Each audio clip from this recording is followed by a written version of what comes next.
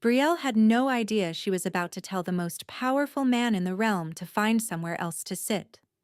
The honeyed crescent café was her sanctuary.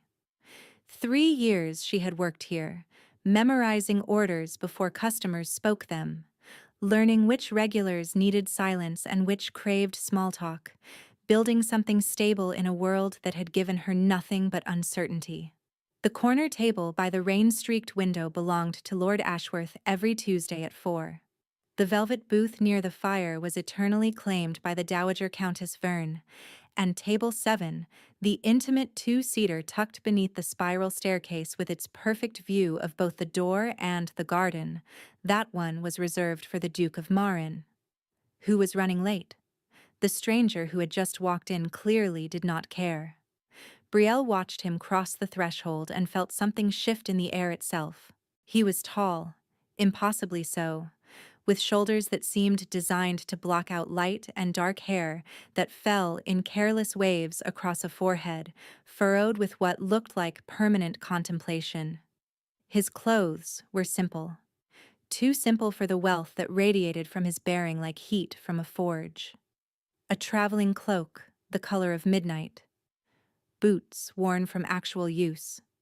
No signet rings, no house colors, nothing to announce who he was. But the way he moved announced plenty. He walked like the floor belonged to him. Like the walls might choose to rearrange themselves if he found them inconvenient. He scanned the cafe with eyes the color of aged whiskey, and something in Brielle's chest pulled tight when that gaze swept over her, and then, inexplicably, returned. Held. She forgot to breathe. Then he walked directly toward Table 7 and pulled out the chair. No. Brielle's feet were moving before her mind caught up. She wove between tables with the practiced grace of someone who had balanced too many trays to ever trip over her own urgency, and she reached him just as his hand touched the menu. "I'm sorry, sir." Her voice came out steadier than expected. "This table's reserved." He looked up at her. The full force of his attention was like standing too close to a bonfire. His eyes weren't just amber, she realized. They held flecks of gold that caught the candlelight and threw it back like a challenge. There were shadows beneath those eyes, the kind that spoke of sleepless nights and burdens carried alone. A thin scar traced from his left temple to the edge of his jaw, silver against sun-weathered skin. He was not handsome in the way the young lords who frequented this place were handsome. He was something older, something that had been forged rather than sculpted. His mouth curved, not quite a smile. Reserved for whom? The Duke of Marin. He sits here every Tuesday and Thursday. He'll be arriving any moment. Will he? The stranger leaned back in the chair he had no right to occupy. I rather doubt that. Brielle's hands found her hips before she could stop them. Sir, I don't know who you are, or where you've come from, but in this establishment, we honor our reservations. There are plenty of other tables available. The one by the front window has a lovely light, and the booth near the kitchens is quite private if you prefer. I don't. Excuse me? He closed the menu with a soft sound that somehow carried more weight than a slammed door. Those golden eyes found hers again, and Brielle felt her pulse trip over itself. This table, he said quietly. So am I. The words didn't make sense. She opened her mouth to tell him exactly that, but something in his expression stopped her. There was no arrogance there, she realized. No cruelty. Just a bone-deep weariness wrapped in certainty. Reserved for what? She heard herself ask. For you, apparently. He gestured to the chair across from him. Sit with me. I'm working. Take a break. I can't just... Brielle glanced toward the kitchen, where Mistress Thornwood was undoubtedly watching this entire exchange with her sharp eyes and sharper tongue. Sir, please, I don't want any trouble. The Duke is a regular customer, and if he arrives to find his table occupied... Marcus Ashford is not coming today. The stranger said the Duke's name like he knew it intimately. He received word this morning that his presence is required at the capital, Something about a summons he couldn't refuse. Brielle stared at him. How could you possibly know that? Because I'm the one who summoned him. The words landed like stones in still water. Ripples spread through Brielle's understanding, rearranging everything she thought she knew about this moment. This man, this ordinary Tuesday that was rapidly becoming anything but. "Who are you?" she whispered. He studied her for a long moment. Something flickered in those golden depths. Something that looked almost like hunger, though not the kind she was used to seeing from men who thought a serving girl was there for their taking. This was different. This was a man looking at her like she was a question he had been waiting his whole life to answer. "My name is Theron," he said finally, "and I think you should sit down before I tell you the rest." Before we continue, please take 2 seconds to like this video. It tells me you want more stories like this. Brielle did not sit down. She was not in the habit of obeying orders from strange men, no matter how compelling their eyes or how unsettling the warmth that spread through her chest when he spoke her name. Wait, she hadn't told him her name. "How do you know who I am?" Theron's expression didn't change, but something shifted behind his eyes. A calculation. A decision being made in real time. "Sit down, Brielle, and I'll explain. Tell me how you know my name first." "You're wearing it." He nodded toward her chest. She looked down. The small brass nameplate pinned to her apron glinted up at her, engraved letters spelling out the name she had given herself 3 years ago when she'd arrived in this city with nothing but the clothes on her back and a desperate need to disappear. Heat flooded her cheeks. Of course, the nameplate. She was an idiot. But when she looked back up, Theron was watching her with an intensity that suggested the nameplate was not, in fact, how he had known.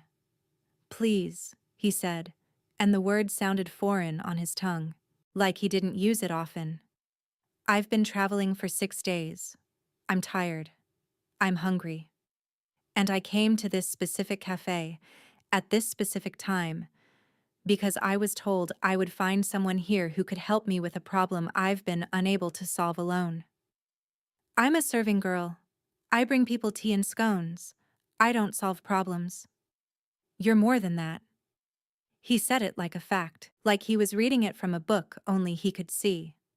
"You're the woman who convinced Lord Ashworth to fund the new orphanage by casually mentioning, over his 3rd cup of Earl Grey, that his late wife had always dreamed of helping children. You're the one who talked the dowager out of disinheriting her grandson by reminding her that regret is a bitter companion in one's final years. You see people. You understand what they need before they know it themselves. And right now," his voice dropped, rough and raw. "Right now, I need to be seen by someone who isn't afraid to tell me the truth." Brielle's heart was hammering against her ribs. How did he know those things? She had been so careful, so quiet. She never took credit, never drew attention. She just noticed things, helped where she could, kept her head down and survived. "Who told you about me?" "Someone who cares about you very much. Someone who's been watching over you from afar and decided it was time to intervene." The blood drained from Brielle's face.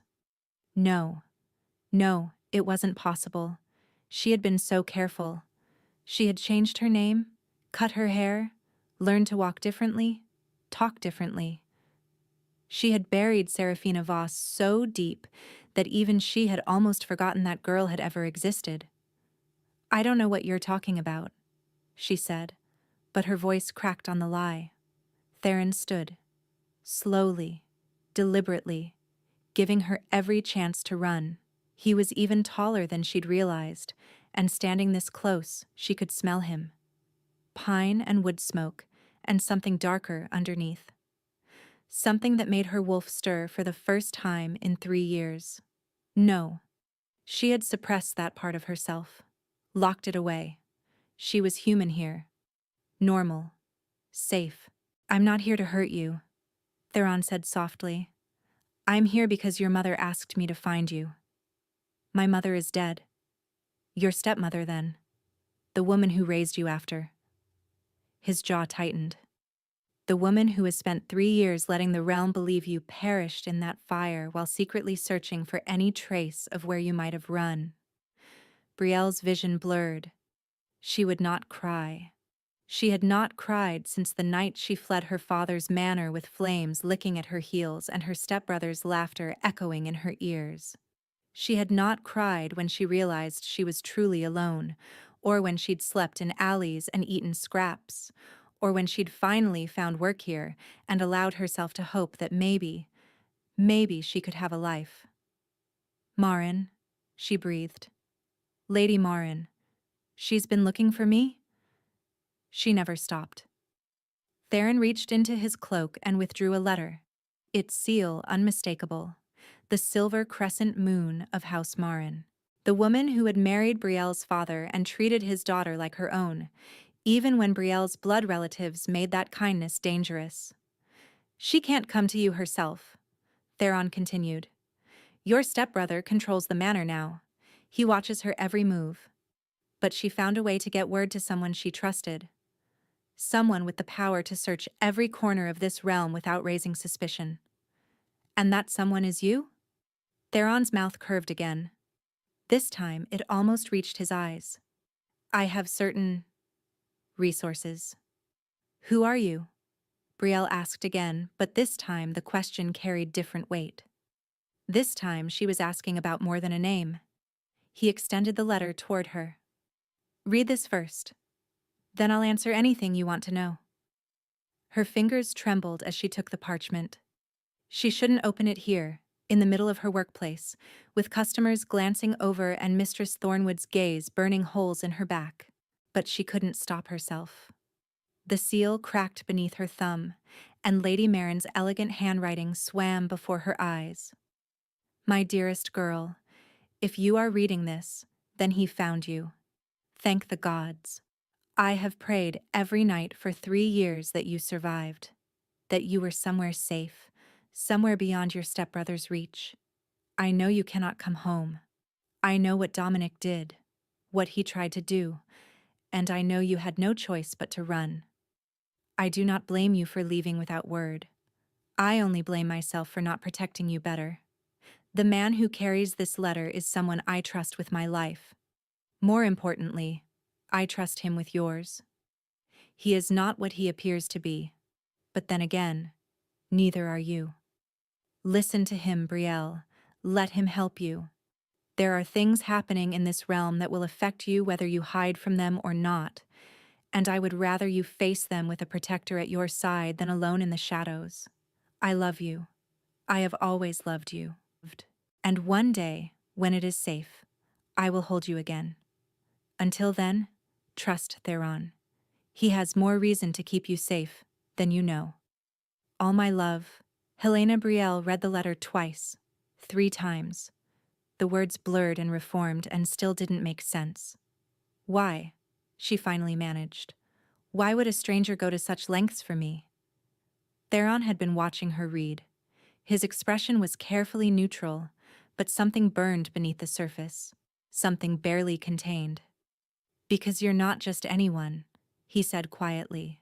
You're the daughter of Lord Voss and Lady Seraphina of the Eastern Highlands, the last legitimate heir to one of the oldest wolf bloodlines in the realm.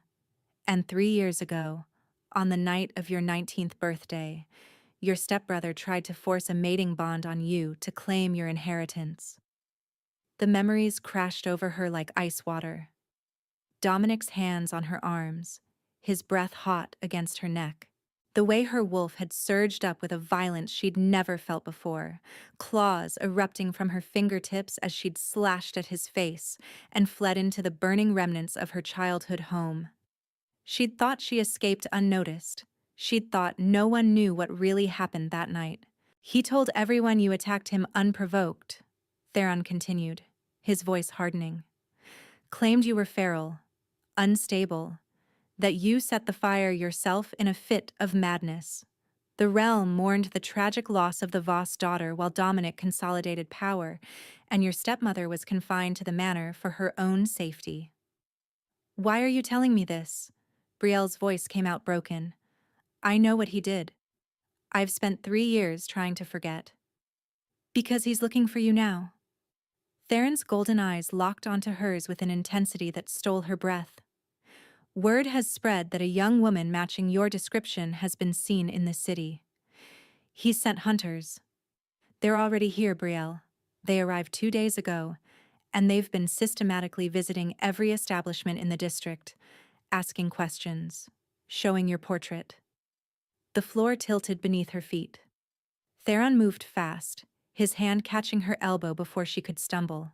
His touch was warm through the thin fabric of her sleeve, warmer than it should have been.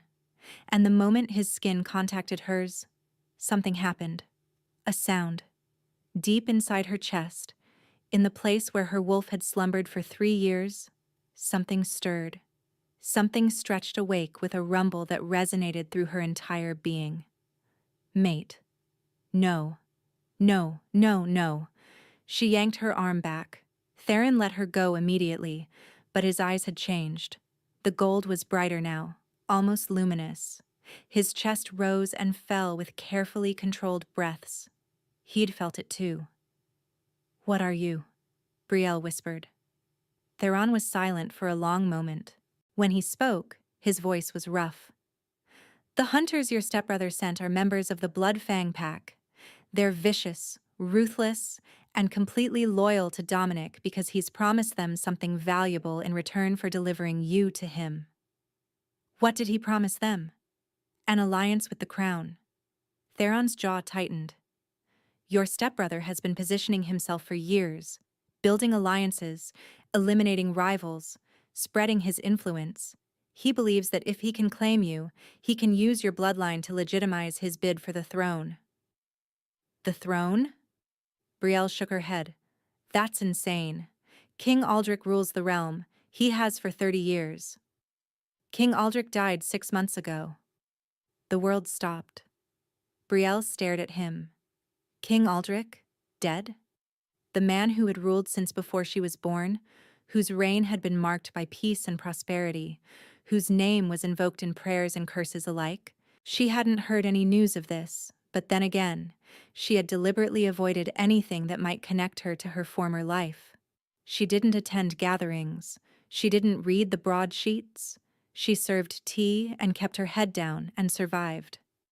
His son took the throne, Theron continued. But the transition has been complicated. There are those who question the new king's right to rule. Those who whisper that he's too young, too untested, too detached from the needs of his people. What does any of this have to do with me? Theron took a breath. Your mother, your birth mother, was King Aldrich's younger sister. The princess who gave up her title to marry for love. The princess whose daughter would have a claim to the throne if anyone ever discovered the truth. The floor disappeared entirely. Brielle grabbed the back of the chair to steady herself. Royal blood. She had royal blood. Her mother, the gentlewoman who had died giving birth to her, the woman whose portrait hung in the burned remains of her childhood room, had been a princess. No one knew, she managed. My father never. He knew. He kept it secret to protect you, and it worked. For 19 years, you were just the Voss heiress. Valuable, yes, but not dangerous. Theron's voice softened. But your stepbrother found the documents after your father's death. He knows exactly what you are. That's why he tried to force the bond. With you as his mate, he could claim not just the Voss holdings but a path to the throne itself. And the new king? Brielle's voice was barely a whisper. Does he know about me? Theron was quiet for so long that she thought he wouldn't answer. When he finally spoke, each word seemed to cost him something. The new king has known about you for 3 years. He has spent those years searching for you, protecting you from afar, making sure Dominic's hunters never got too close. He bribed officials, redirected investigations, quietly eliminated anyone who came near the truth. He paused. Until 2 days ago, when the Blood Fang Pack arrived in this city through a route he hadn't anticipated. Brielle's heart was pounding so hard she could hear it. Why? Why would the king go to such lengths for someone he's never met? Theron looked at her, really looked at her, and in his golden eyes she saw the answer before he spoke it. Because the moment he learned you existed, something inside him recognized you. Because he spent 6 months as king wondering why the throne felt empty when he sat on it, why every political match his advisors suggested made his wolf snarl with rejection. Because 3 weeks ago, he finally admitted to himself that he couldn't rule, couldn't breathe, couldn't exist for one more day without finding the woman his soul had claimed before they'd ever met. Brielle couldn't move, couldn't speak. The stranger standing before her, the man who had walked into her cafe and refused to leave, the man whose touch had awakened something she'd spent 3 years trying to bury. "You're the king," she said. Theron closed his eyes. When he opened them again, the weariness she'd glimpsed earlier had surfaced fully. The weight of a crown he'd never wanted pressing down on shoulders that had been carrying it alone. "My name is Theron Aldrich Ashford III," he said quietly. "I was crowned 6 months ago in a ceremony I don't remember because I spent the entire time thinking about a girl with moonlight hair and wolf's eyes who had vanished into smoke and flame. I have spent every day since then trying to be a king worth following while searching for you with every resource at my disposal. And now that I've found you," he exhaled. "Now I'm standing in a cafe, telling a woman who makes the best lavender tea in the realm that her life is in danger. And all I can think about is how badly I want to hear her say my name." The cafe had gone quiet around them. Customers were staring. Mistress Thornwood had emerged from the kitchen with an expression that promised a severe conversation later. None of it mattered. Brielle looked at this man, this king, this stranger who was somehow not a stranger at all. She felt the pull between them, the bond trying to snap into place, her wolf howling with recognition after 3 years of silence. She should run. She should deny everything and disappear again, and find a new city, a new name, a new life. She was good at running. It was the only thing that had kept her alive. But she was so tired of running. "Theron," she said softly. His whole body went still. Something flickered across his face. Hope, hunger, disbelief, and his eyes blazed gold in the dim light of the cafe. "Say it again." Theron. His name felt right in her mouth, like a key turning in a lock, like coming home to a place she'd never been. "I think you should tell me about these hunters who are looking for me, and then I think we should figure out what to do about my stepbrother." The smile that spread across his face transformed him entirely. The weariness remained, but beneath it now was something fierce, something joyful, something that made her wolf rise up and sing. "Finally," he breathed, "a woman who doesn't want to talk about wedding arrangements first." Despite everything, the danger, the revelations, the complete upheaval of the life she'd built, Brielle felt her mouth curve in response. "I haven't agreed to marry you. Yet." Theron pulled out the chair he'd originally tried to claim. "Sit with me, Brielle. Let me tell you about the hunters. Let me tell you about the realm you were born to help rule. And then, when you know everything, you can decide what happens next." "I have conditions." "Name them." "I'm not leaving until the end of my shift. I have responsibilities here." Something softened in his expression. "Done. And you're paying for your own tea. I don't care if you're the king. We don't give freebies to customers who ignore our reservation system." Theron laughed. The sound was rusty, like he didn't do it often, and it wrapped around Brielle's heart and squeezed. "Done," he said again. "Anything else?" She held his gaze. "You should know that I'm not the same girl who fled that manor 3 years ago. I'm not a princess or an heiress or a pawn in someone's political game. I'm a serving girl who's very good at remembering tea orders and surviving impossible situations. If you're looking for someone to sit quietly beside you and look pretty while you rule, you've found the wrong woman." Theron's eyes burned. I'm looking for a partner. Someone who sees people. Someone who speaks truth even when it's inconvenient. Someone who looked at the king of the realm and told him to find another table. He leaned closer, and his voice dropped to a rough whisper. I found exactly the right woman. I just have to convince her of that. Brielle sat down. Across from her, Theron's smile was like sunrise after a long night. Now, she said, reaching for the menu he'd abandoned, tell me about these hunters, and order something. Mistress Thornwood is watching, and if you don't spend money, she's going to ban you for life, king or not. The hunters came that night. Brielle was closing up the cafe when she heard them. Heavy footsteps, the scrape of claws against cobblestone, the low, rumbling growl that marked a wolf on the hunt. Theron had left hours ago, but not before making arrangements.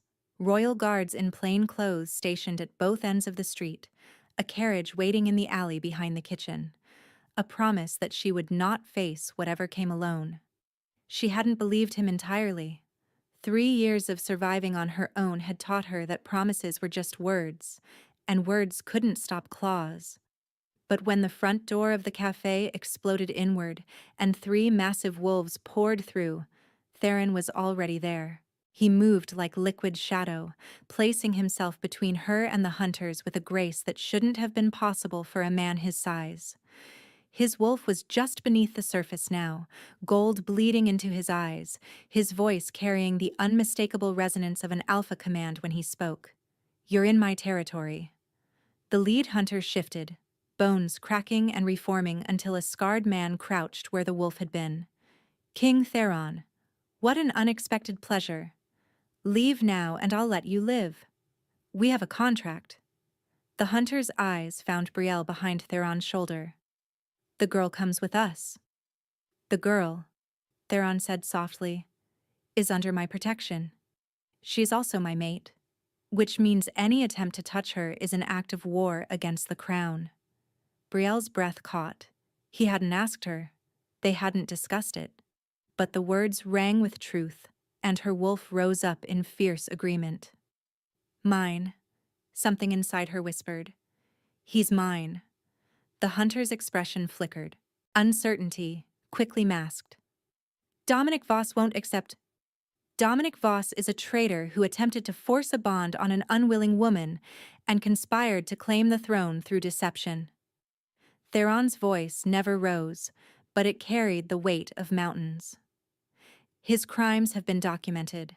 His allies are being detained as we speak, and by morning, his name will be synonymous with disgrace throughout the realm. He took a step forward, and the hunters flinched back. You have a choice.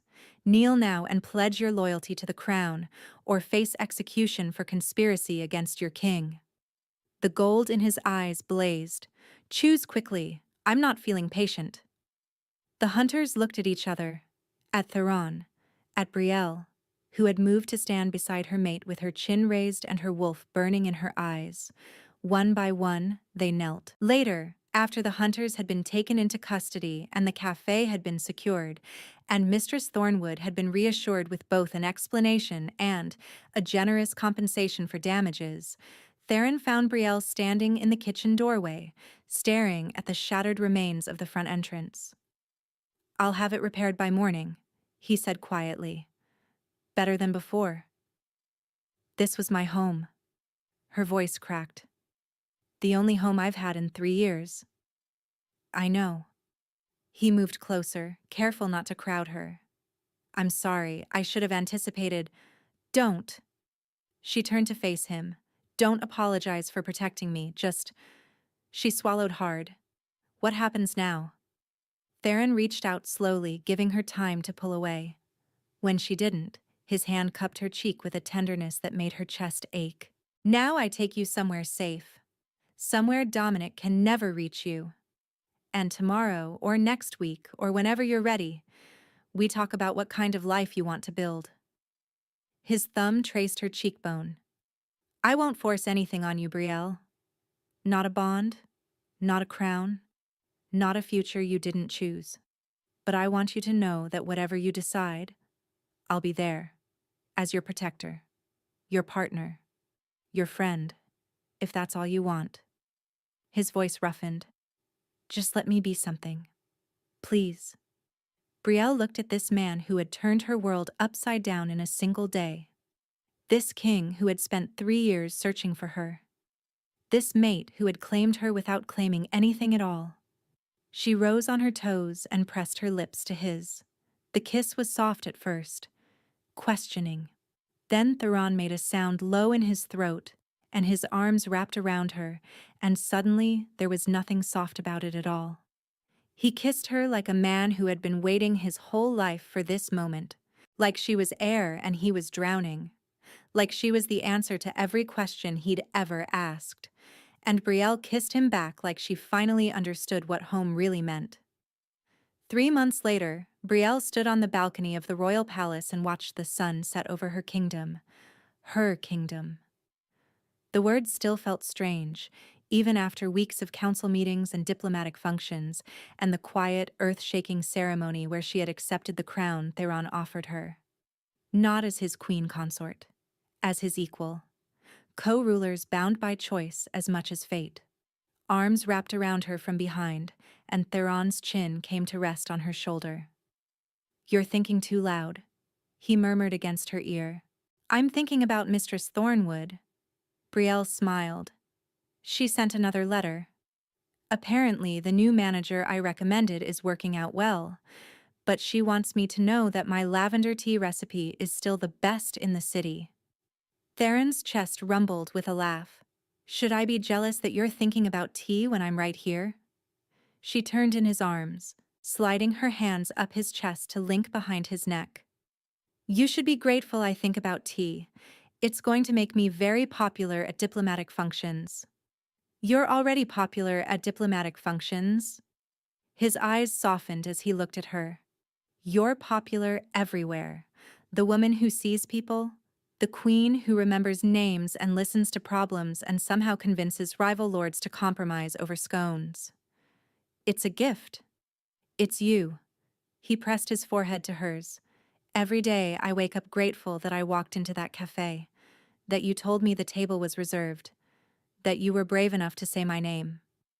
Brielle thought about the girl she'd been 3 years ago, terrified, alone, convinced that survival meant staying invisible. She thought about the woman she was now, a queen with a voice, a mate who loved her without condition, a purpose that stretched far beyond serving tea and keeping her head down. Theron, she said softly. Hmm? The table's still reserved, you know. I made Mistress Thornwood promise.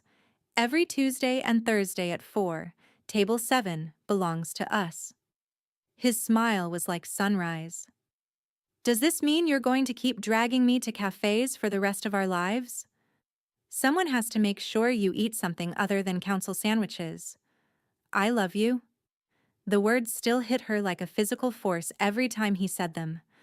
Probably always would. I love you too. She pulled him down for a kiss. Now come inside. We have a realm to run, and I just received a very interesting proposal from the northern provinces that I think you should hear. Theron groaned. Can it wait until tomorrow? It could. Brielle's lips curved against his. But I also received a very interesting proposal from your wife that probably shouldn't wait. His eyes flashed gold. Is that so? She laughed and pulled away, walking backward toward their chambers with a challenge in her expression. Theron followed. He always would. Where are you listening from? Let's meet in the comments. I love hearing your thoughts. And if you'd like to support me, please subscribe. It's free, and it helps more people hear these stories.